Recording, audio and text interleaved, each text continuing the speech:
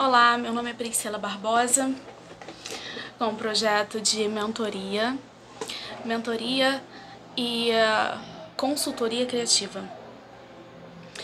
Hoje nós vamos falar basicamente sobre marketing de relacionamento. E o foco seria a experiência do cliente, sempre. E no nosso caso, aqui em específico, é a experiência do seu paciente-cliente. Deixa eu iniciar aqui a gravação também. Iniciar a gravação. A gente vai trabalhar hoje, já está aparecendo aí na tela de vocês, espero, a análise de persona,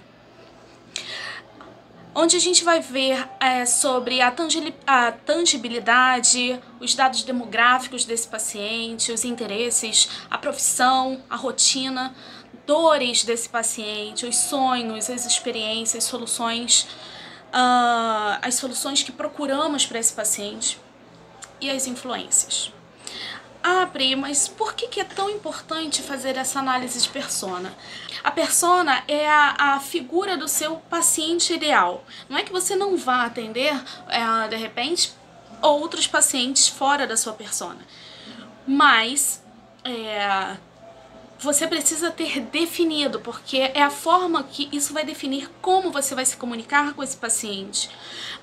Quais são as estratégias que você vai tomar para alcançar esse paciente. Então, tudo depende dessa análise. Você precisa conhecer quem é o seu paciente.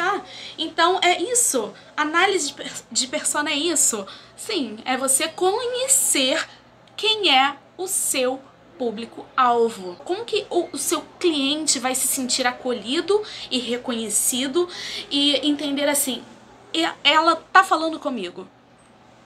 A gente precisa saber quem é o nosso paciente-cliente, né? A nossa persona, né? Que persona é uma só. É isso mesmo. Eu posso querer me comunicar, de repente, com os pais dessas pessoas, no caso de uma médica pediatra, com os pais desse paciente, ou eu quero me comunicar com a mãe. Mas o ideal de tudo é você identificar uma única persona. Você definindo o seu nicho, as suas estratégias vão estar muito mais definidas. E o que você quer? Você quer aumentar o seu faturamento, você quer aumentar o quantitativo de pacientes atendidos dentro da sua unidade, você quer aumentar o seu reconhecimento, a sua especialização. E como que você vai fazer isso? Definindo a sua persona. Bom, na tela vocês estão vendo, né? Persona. Quem é o meu paciente? E aí a gente vai iniciar pela tangibilidade. Pri, o que é a tangibilidade? Vamos deixar essa persona realmente é isso mesmo, tangível, palpável. Então, qual é o nome do meu paciente? A gente pode criar um nome fictício. Vamos criar o nome dele, a imagem dele. Então, quais são as características físicas que normalmente você identifica nesse paciente? Nada mais quando a gente olha, a anamnese, né, do paciente. Aquela primeira anamnese que o médico faz, aquela primeira consulta que é mais demorada. Isso aqui tá tudo, praticamente é uma anamnese. Só que isso é antes do seu paciente-cliente entrar dentro do seu consultório. Então, vamos lá. A imagem desse paciente, as características físicas, as características psicológicas desse paciente, as características fisiológicas. Então, quais são as fisiologias desse paciente? Né? Esse paciente é cardíaco, esse paciente não é cardíaco. Porque quanto mais você definir, mas poxa, nem todo paciente diabético que eu vou atender vai possuir problema cardíaco. Só que você definindo, você vai alcançar, você vai se especializar e você vai se tornar notável dentro do mercado como especialista naquela área. né? Porque quanto mais você atender, quanto mais você estudar, quanto mais você pesquisar artigos científicos, mais você vai estar inteirado, mais se especializando você vai estar nessa categoria, certo? Então, voltando, mas eu só vou atender esse tipo de paciente? Não, eu não vou só atender esses pacientes, mas é o meu paciente ideal, é aquele que eu procuro, é aquele com o qual eu me comunico na internet. Então, assim, eu vou fazer um anúncio de tráfego pago no Google. Então, eu vou fazer buscando o meu paciente ideal, tá bom? Para você ter o que? Resultado. E aí a gente parte para os dados demográficos, né? De onde é esse paciente? É um paciente local? Eu só trato ali na minha localidade? Não, eu faço telemedicina. Então, qual é a localização desses pacientes, tá? Onde ele está localizado? Seja isso a nível demográfico mesmo, né, de nível territorial de outros estados, como dentro da sua própria cidade. Então, por exemplo, aqui no Rio de Janeiro nós temos a Zona Norte, a Zona Sul, a Zona Oeste, onde é que está o meu paciente ideal, né? E isso vai definir estratégias de anúncios, seja estratégias de comunicação. A mesma comunicação de uma pessoa que mora dentro de uma comunidade dentro do Rio de Janeiro não é a mesma linguagem de um paciente que mora, às vezes, na Barra da Tijuca. Pri, mas tá, eu tô querendo aumentar o faturamento. Será que uma pessoa com menos recursos, ela vai conseguir me dar esse retorno? Vamos definir isso, tá? Então, o que nós queremos não são pacientes com dinheiro. Nós queremos pacientes pagantes, pacientes que pagam, pacientes que precisam da solução que você oferece para eles. Tá? Então aqui tem o sexo desse paciente, a faixa etária desse paciente. Então a faixa etária é muito importante. São pacientes idosos?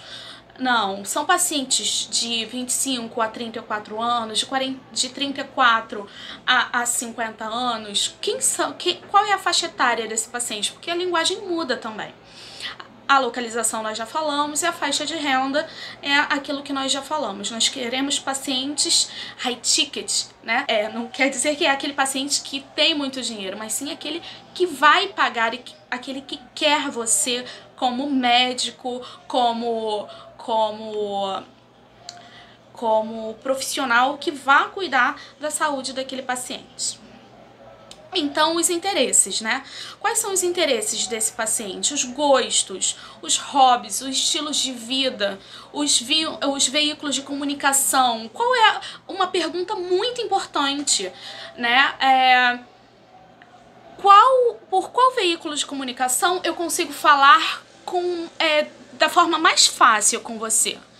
Isso é importante, porque se a gente for trabalhar uma estratégia de automação de WhatsApp, que hoje em dia a maioria das pessoas trabalham e usam o WhatsApp, ter definido esse meio de comunicação é fundamental. Então, por exemplo, às vezes eu tô atendendo pacientes que eles preferem e-mail, então eu vou trabalhar e-mails com esse paciente. Não, eu prefiro o WhatsApp, então vamos trabalhar o WhatsApp, tá bom? É importante. Os tipos de informação que esse paciente consome. Então, assim, usa mais o que? Rede social? Você gosta de ler artigos científicos? Uma coisa interessante é de entender que, por exemplo, pacientes que têm certos tipos de doença, como Alzheimer, por exemplo, a filha desse paciente, ela conhece completamente tudo sobre a doença do pai e da mãe dela. Né? A mesma coisa, a mãe que tem filho com autismo, né? Ela conhece completamente tudo, às vezes até mais do que o profissional da saúde, sobre os últimos estudos, sobre aquele tipo de comorbidade. É interessante a gente entender com quem a gente está se comunicando, né? Porque a gente precisa, se a gente vai trabalhar conteúdos que são de valor para aquele paciente, a gente precisa saber o nível de conhecimento, né, que ele tem. Porque não adianta eu só, por exemplo, eu vou fazer um e-mail marketing, e aí eu crio várias automações, de tempos em tempos eu quero que aquele paciente receba certo tipo de conteúdo, que é interessante não só para mim, mas é interessante para ele, que aí a gente vai criar o quê? Fidelização, é a experiência, o que eu quero que o meu paciente, ele sinta enquanto sendo tratado por mim. Qual é o tipo de tratamento que eu quero que ele receba.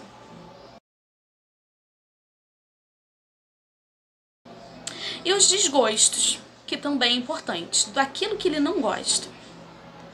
A profissão é importante, então a formação, o currículo, qual é o currículo desse paciente, o histórico profissional, o cargo, a área de trabalho, a responsabilidade. É interessante porque, por exemplo, se a gente pega um paciente que ele são empresários, eu quero atender pacientes que são gestores, que são CEOs, e esse paciente ele tem tempo? Ele não tem tempo, né? A agenda é bastante apertada, assim como a do médico também, né? Os profissionais de saúde sabem muito bem o que é uma agenda apertada. Então, entender qual é o cargo que se ocupa é muito importante, porque eu vou precisar ter uma agenda mais flexível para esse paciente, eu vou precisar trabalhar mais, né, a telemedicina com esse paciente, eu vou precisar estar mais atenta, porque esse paciente ele não vai retornar ao meu consultório, sou eu que vou ter que ir lá nele.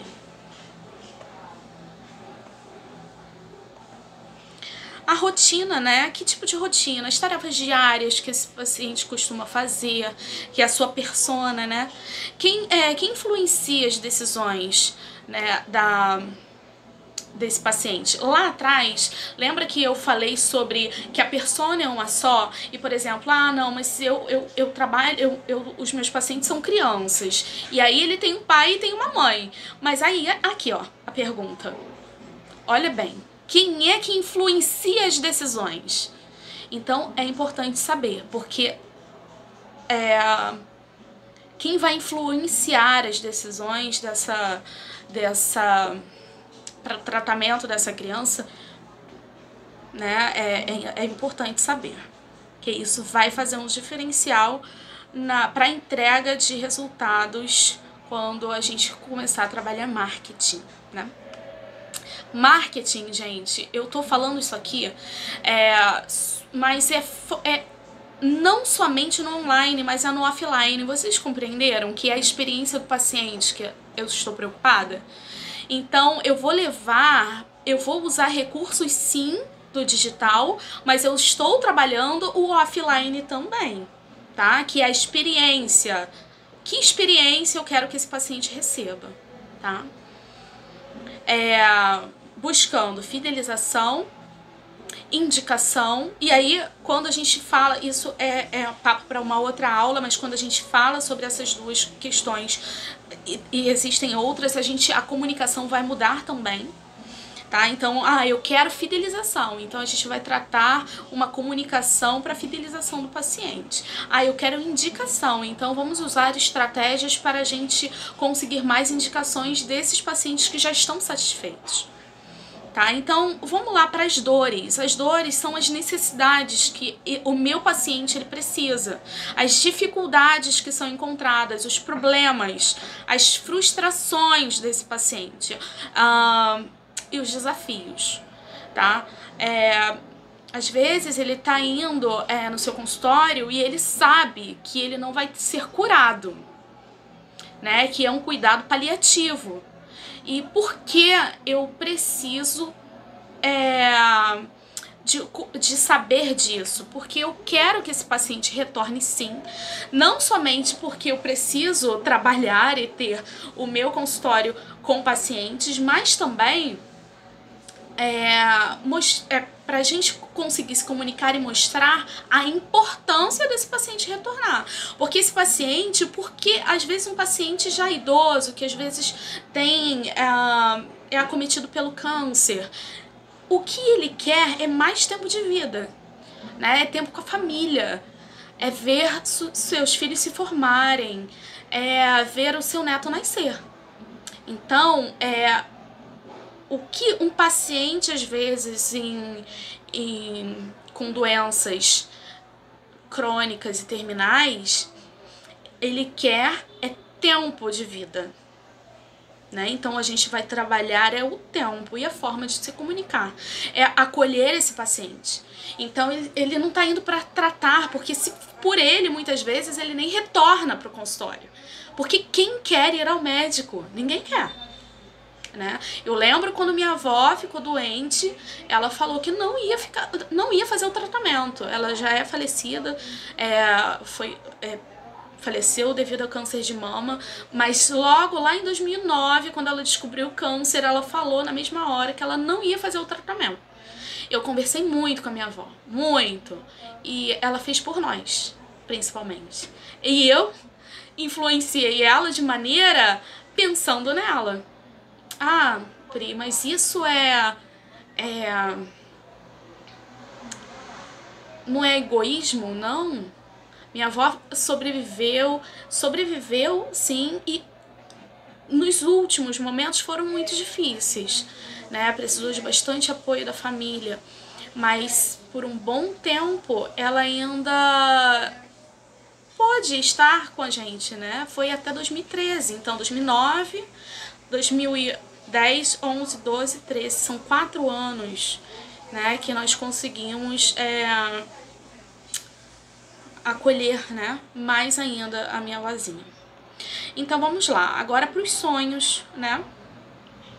Quais são os sonhos? O que ele busca? Isso a gente já falou lá, né? E aí, por exemplo, lá em cima a gente identificou as dores e eu já falei o porquê, né, é importante por conta desses sonhos, né? O que esse paciente busca? Ele quer mais tempo de vida, ele quer...